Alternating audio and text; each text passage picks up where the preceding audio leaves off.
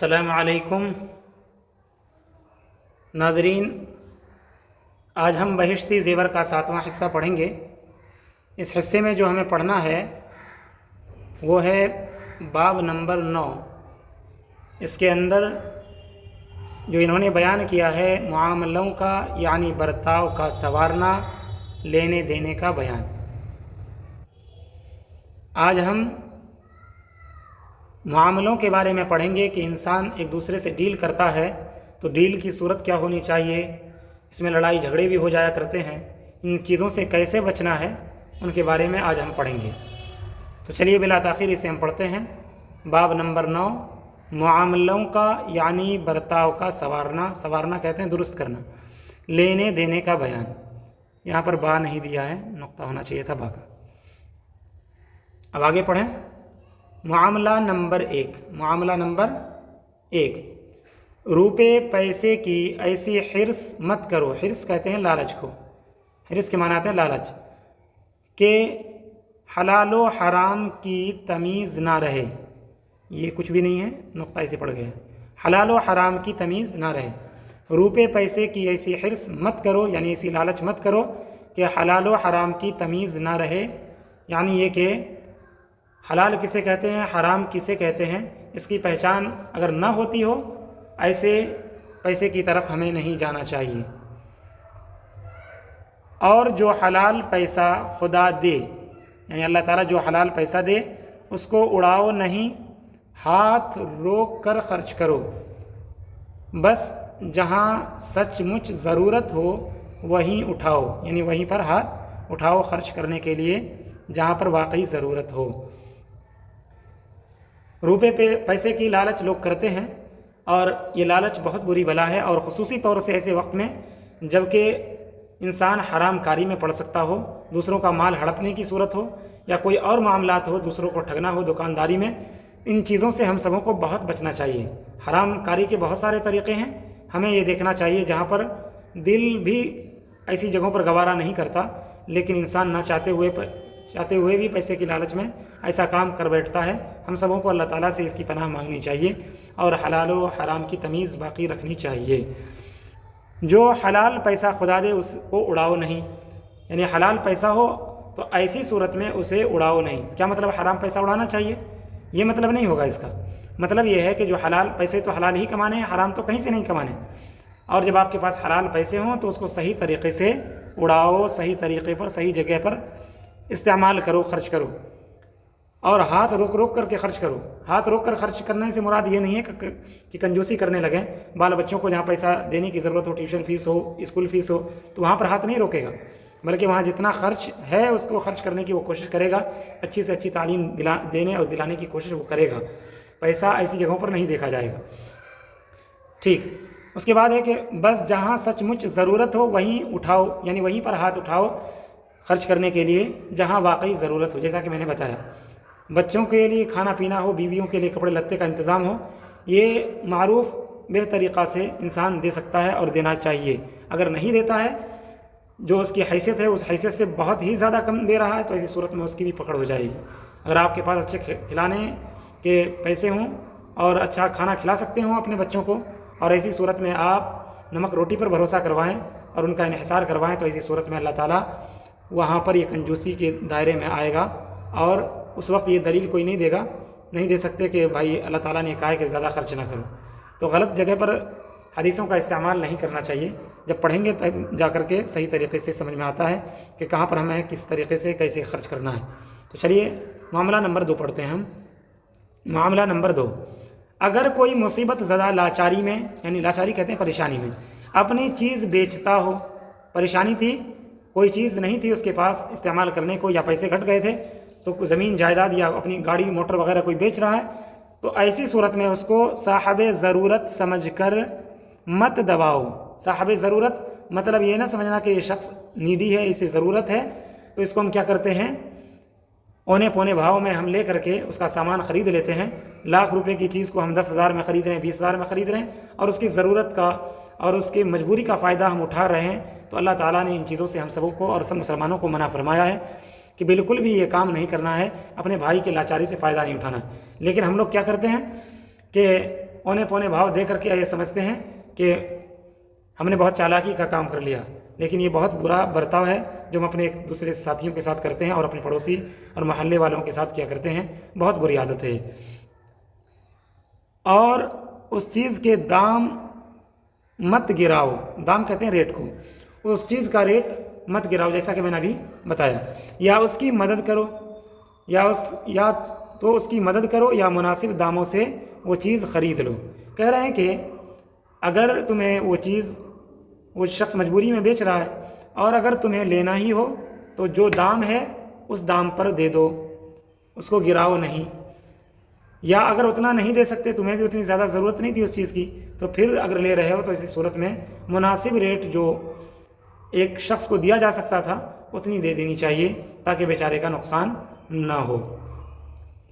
और अगर चाहो तो इसके बगैर भी मदद कर सकते हो कि भाई तू ज़मीन क्यों बेच रहा है, मैं मुझसे पैसे ले ले, जब ज़रूरत पूरी हो जाएगी और तुझे पैसे तेरे पास आएंगे तो इस सूरत में मुझे अदा कर देना। तो ये काम करना चाहिए, लेकिन हम लोग करते नहीं हैं। वजह इसकी दोनों तरफ से कमज़ोरी है कि सबसे पहले तो हम लोगों ने दीनी तालीम को पढ़ा नहीं, और जब पढ़ा नहीं तो मदद का जज्बा बिल्कुल ख़त्म हो गया और सूदी बट्टा जैसे लोग किया करते हैं, मुआशरे में राइज है, बैंक दिया करते हैं सूद, और इसी तरीके से लोगों में भी आपस में सूद पर मदद करने का रिवाज है।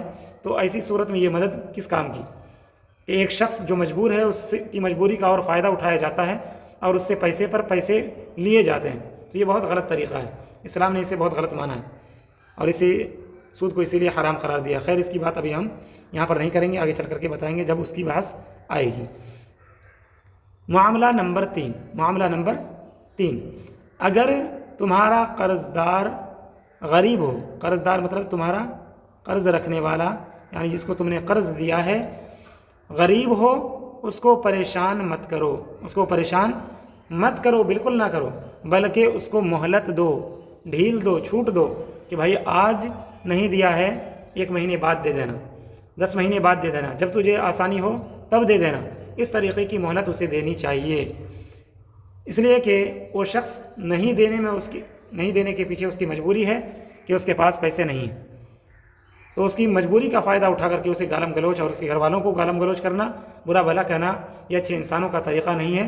बल्कि एक मुसलमान होने के नाते कम से कम इतनी ज़िम्मेदारी हम सबों की बनती है कि उसके साथ खैर खाई का मामला करते हुए उसको हम मोहलत दे दें कि आज नहीं तो कुछ दिनों के बाद दे देना, जब आसानी हो तब दे देना। अगर ऐसा कर सकते हैं तो कर लें, लेकिन और बड़ा दिल कर सकते हैं तो कुछ या सारा माफ़ कर दो। अगर कुछ माफ़ कर सकते हैं कि वो शख्स पैसा नहीं दे सकता है तो आप ये करिए कि उसे माफ़ कर दीजिए, या थोड़ा सा माफ़ कर दीजिए कि 10,000 थे तो 5,000 दे देना।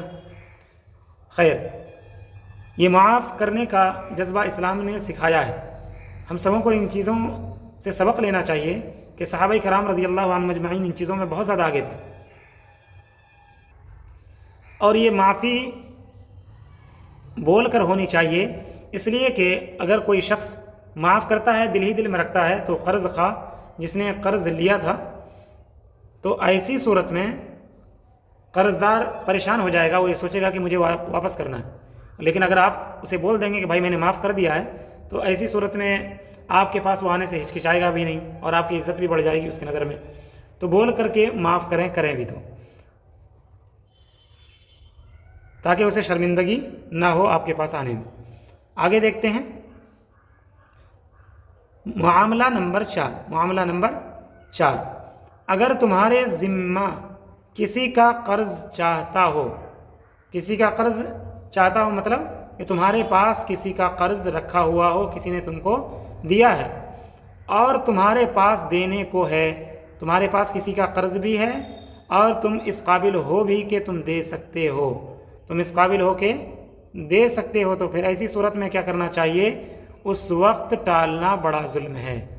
उस वक्त टाल मटोल करना कि अभी नहीं, कल परसों ले लेना या अगले महीने ले लेना, पैसा जेब में है, घर में रखा हुआ है, लेकिन देने की नौबत नहीं आ रही है, तो ये तो बहुत बड़ा जुल्म है। ऐसा नहीं करना चाहिए, इसलिए कि उस शख्स ने तुम्हारे ऊपर एहसान किया है कर्ज़ दे करके, और एहसान करने वाले के साथ हम बदमाशी कर रहे हैं, उसके ऊपर जुल्म कर रहे हैं, उसे परेशान कर रहे हैं, तो ये बहुत बुरी चीज़ है। कुरान में भी आया है, अल्लाह ताला ने फरमाया है कि अल्लाह ताला ज़ालिमों को पसंद नहीं फरमाता।